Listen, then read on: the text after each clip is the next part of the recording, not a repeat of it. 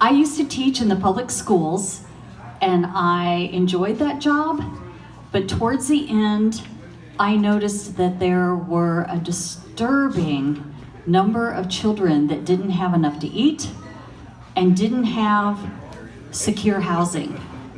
And as a teacher, I didn't know how to address that.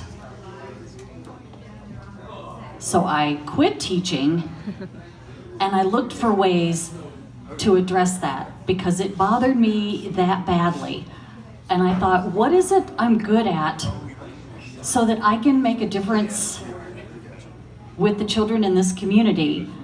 And I was good at transforming spaces, taking something that was ugly or not being used and turning it into something fun or beautiful. Woo! And I wasn't sure how that would work. I was also good at connecting people who needed to meet other people. And then I figured out that I could use both of those to address this problem. I think a lot of you might be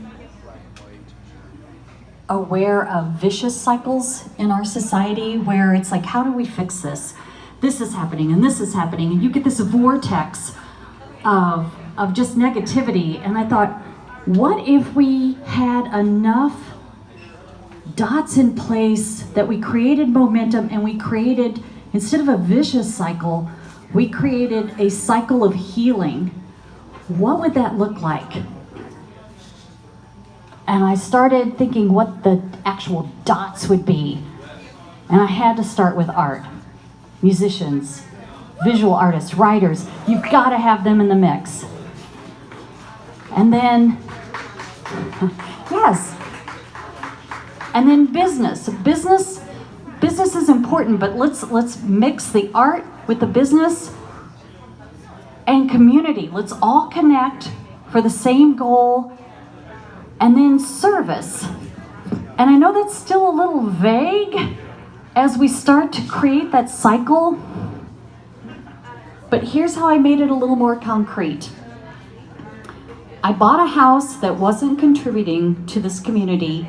I mean, it was a decent enough house, but I'm enlisting the help of artists to transform this house into something special, into something more than just a building. And when this house is used commercially as a bed and breakfast, then part of that profit will go back into 3 service organizations in this community that address homelessness, especially with children. They're doing such an effective job. Wouldn't it be nice if some of their income was guaranteed and they didn't have to spend all of their creativity fundraising? What would that look like? And I don't know all the details yet, but this is how we're starting. We have the bed and breakfast. We have artists who are helping me transform that. I have my eyes on other buildings, and my big vision is that you walk down High Street, where I have the first 4 Quarters Art House running as a bed and breakfast, and you look across the street, you think, wow, that's so beautiful. The yard is so creative. Who did that? Oh, those must be landscape artists. Wow, I just want to look at that building. How's it being used? Well, it might be zoned for a doctor's office, or it might be zoned for a walk-in gallery, or it may be zoned for something else. But we keep taking these spaces and transforming them, and then they start making money, and we take part of that money and channel it consistently back into these nonprofits, which are here tonight, and that's Halo and Common Ground. Yes. In Central Missouri Foster Care Association. All 3 of those organizations, they're nonprofits. It's one of the reasons we didn't have a cover charge tonight, because if you like this message and you enjoy the music and you enjoy the art, we welcome you to make a donation to those nonprofits that goes directly into helping the most vulnerable population in our community.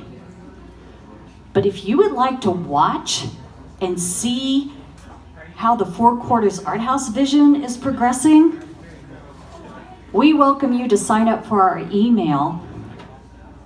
We welcome you to watch us on Facebook. We welcome you to follow us on Instagram. But if you want to be part of it, we have a Patreon site where you can give us $1 up to $30 a month, and that allows us to build this vision and channel money back into those nonprofits, support the artists in this community, and help the children of this community have enough to eat and quality shelter. Now, thank you. Woo!